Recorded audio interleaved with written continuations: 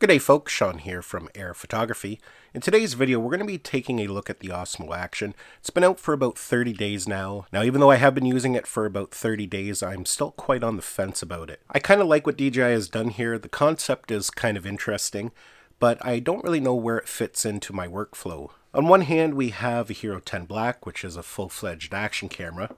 On the other end of the spectrum, we have these little tiny micro cameras, which are good for point-of-view cameras, but the Osmo Action is kind of awkwardly in between. DJI is promoting it as their new action camera, but it has some pretty serious limitations that I think a lot of people, including myself, may not be able to use it as a full-fledged action camera. At best, I think maybe perhaps a point-of-view camera, but even then, when you compare it to something like the Insta360 Go 2, although when you're using just the camera module, it is small, it's not quite as small and light as the Go 2. Then when you factor in the screen on the back, the non-replaceable screen on the front, it is fairly delicate and fragile. I have dropped the Go 2 I don't know how many times and I have yet to do any damage to it. If you happen to crack the front screen, it is easily replaceable.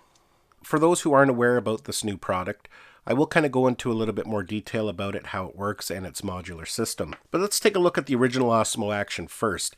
I know many people were a fan of the Osmo Action, and for the last year we've all been waiting for an Action 2.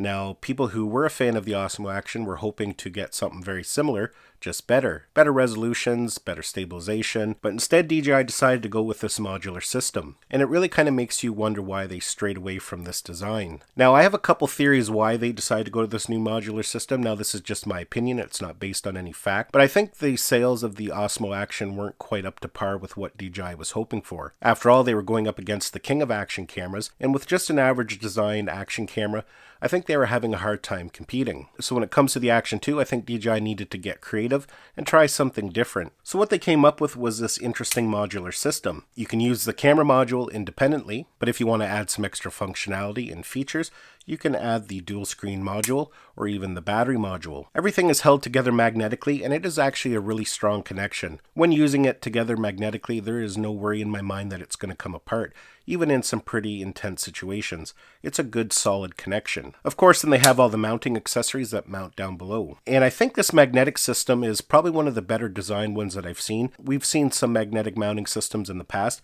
and they all work well, but I think this is the best designed one and easiest to use. Purchasing several of these magnetic mounts allows you to go from mount to mount very quickly. But with all that said, like I mentioned, this camera does have some severe limitations. The workflow for managing the content and charging it just isn't very user friendly, and I think at the end of the day that may steer away some people from using it. So let's talk a little bit about its limitations. When using just the camera module, it only has 32 gigabytes of internal memory, and out of that 32 gigabytes, only 22 gigabytes is actually usable. The rest of it is used by the system. Now that's okay if you're using it as a point of view camera and you're just capturing little clips, but if you're wanting to use this as a full-fledged action camera, 22 gigabytes just isn't enough. In that case, you will have to add the battery module or the dual screen module. Once they're connected, as you can see, there's now a memory card in it, so you have all the storage you need. You can record either to the internal memory or directly to the memory card. Once you have this bottom base connected, whether it's the dual screen mod or the battery mod, the unit itself is no longer waterproof. The camera section is waterproof if you're using it just as is, but as soon as you connect it to a base, the whole unit in general is no longer waterproof. That top unit will remain waterproof, so if you happen to drop it in water, the only thing that's going to get damaged is the bottom half. But if you do want to use this in the rain or wet conditions, you're now going to have to purchase a waterproof case. That's more money that you have to spend, and it's going to add bulk to the setup. Going back to just the camera module, if you decide you're just going to use it, once you fill up that 22 gigabytes of space, you then have to stop filming and transfer it to the memory card or through the Mimo app. And that is kind of one problem because it is a very time-consuming task. Moving content from the internal memory over to the memory card, it's a very simple procedure. DJI has done a good job at making it nice and simple, but it just is time-consuming. You can spend 10, 15, 20 minutes just transferring content. So if you have to stop filming every half an hour to transfer content, you know that can get quite irritating. Now, I've already experienced a pretty serious problem when it comes to transferring content. And when I mentioned the problem to a colleague, he told me he's heard a few other people have experienced the same issue. And basically what the issue was is I was out filming. I had about 10 gigabytes worth of content on the internal memory, so I decided to transfer it over to the memory card. I initiated the procedure, and everything seemed to go along normally. When it was done, everything finished the way it normally does. But when I checked the memory card, there was nothing on there, and the original content was no longer on the internal memory. So somewhere in that transferring procedure, it deleted all the content. So that's a pretty big flaw. You could actually lose quite a bit of content in a inadvertently. Now, as mentioned, that's only happened to me once,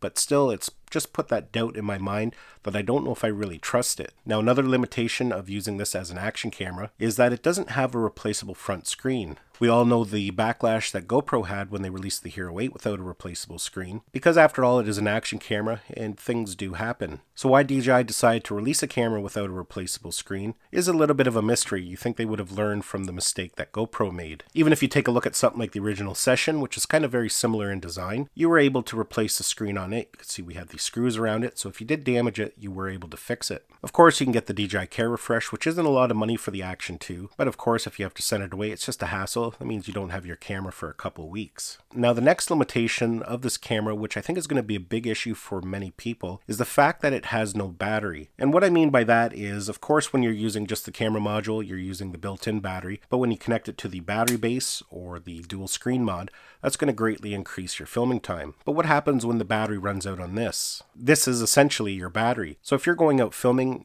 and you're used to bringing a couple GoPro batteries with you, you're kind of out of luck. What you're going to have to do is purchase another battery base or another dual screen mod. The battery bases cost $75. So if you have to buy a couple of them to have spare power, that's going to get very costly.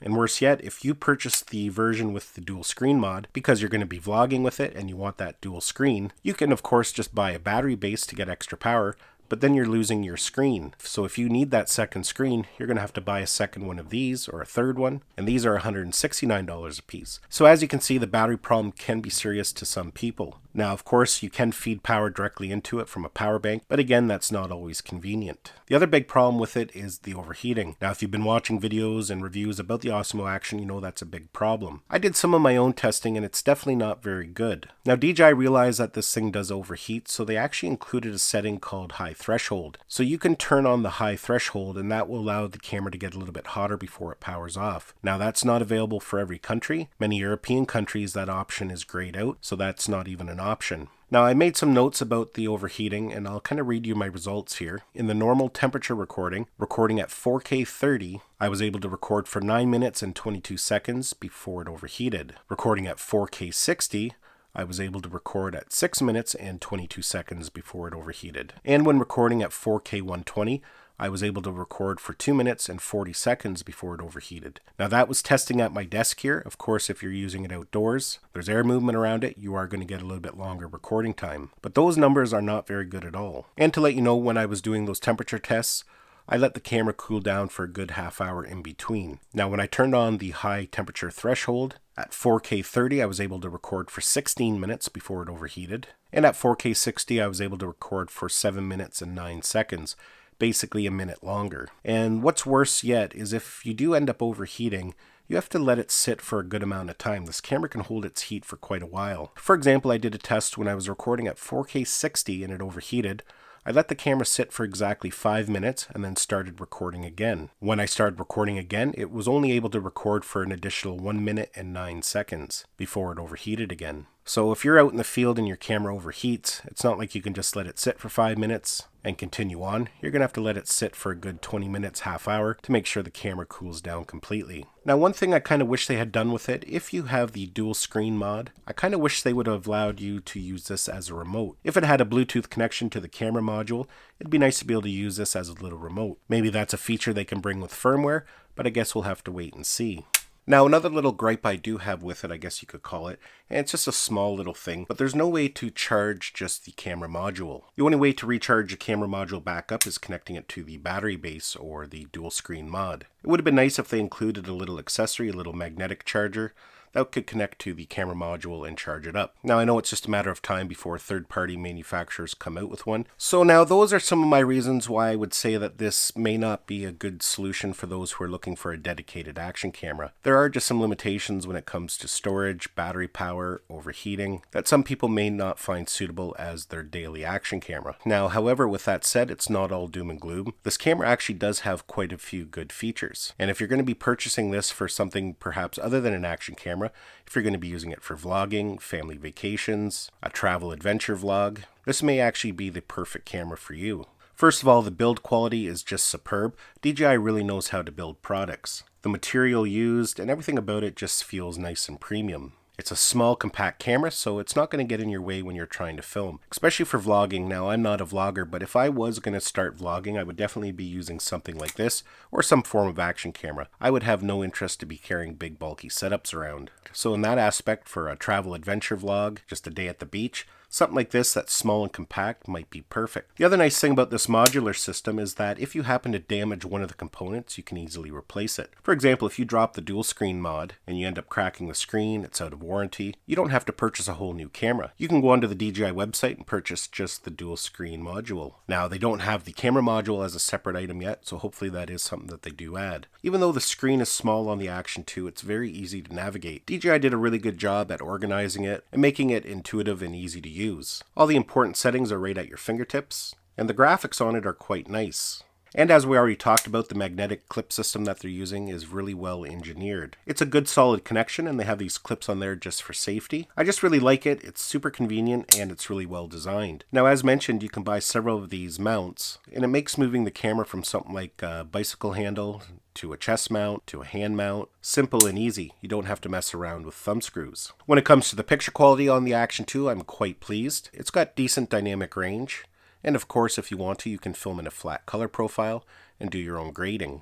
Now, the audio on the Action 2 actually sounds pretty good for a small action camera. When you're using just the camera module, there's only one microphone that it's going to make use of. However, when you do connect it to a base, either the dual screen mod or the battery mod, there's now a total of 4 microphones that it can make use of. But what's even better is that if you want to connect an external microphone, you no longer have to use any kind of microphone adapter. The original Osmo Action, you had to use a microphone adapter. All the Insta360 cameras, you have to use a microphone adapter. Of course, GoPros, you have to use a microphone adapter to connect a third-party microphone. But with the Action 2, you can plug a USB microphone directly into it. This here is the Rode Video Mic Me, the C version for USB-C. And as you can see when we plug it in here, right away at the top, we get that new icon with a little bit of an audio meter. So it will now use the microphone when you record audio. It works with many other types of USB-C microphones, including the Wireless Go 2. And of course, it will be compatible with the wireless microphone system that DJI is releasing in January. So once that is available, I'll be ordering that in so we can test it out. So that really is a nice feature, not having to have to use a microphone adapter to connect a microphone. That's going to be a big bonus for vloggers. With the Action 2, DJI introduced the new stabilization called Rocksteady 2, and it's quite good, whether you're just doing some simple walking with it, grabbing some cinematic B-roll, or mounting it on an RC vehicle or FPV drone. The stabilization just looks really nice.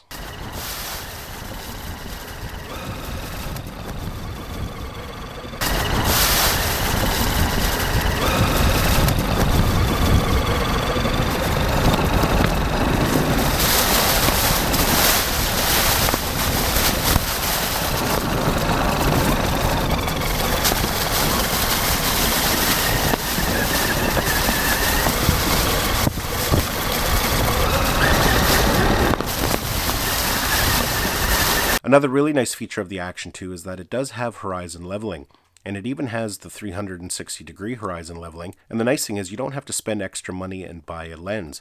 Like the Hero 10 Black, if you want to use 360-degree horizon leveling and get that nice wide field of view, you have to spend a good amount of money on that max lens mod. But with the Action 2, you have those features built right in. Another really nice feature is that it powers on super fast. From the time you hit that power button, you can see there it's ready to go in about a second. So if there's something you have to capture really quickly, you don't have to wait 5-10 seconds for the camera to fully load up. So that's basically it for my 30-day in review. As mentioned, I don't really know if I would consider this a full-out action camera anymore just because of its limitations, but all in all, it's a pretty decent camera, and I think depending on what you're buying it for, you'll probably be pretty happy with it. Well, folks, that's basically it for my video. Hopefully you enjoyed it and you got some value out of it. Make sure you hit that thumbs up button if you did, as it's always greatly appreciated. Don't forget to subscribe to my channel so you don't miss any of our upcoming videos, and we'll see you in the next one.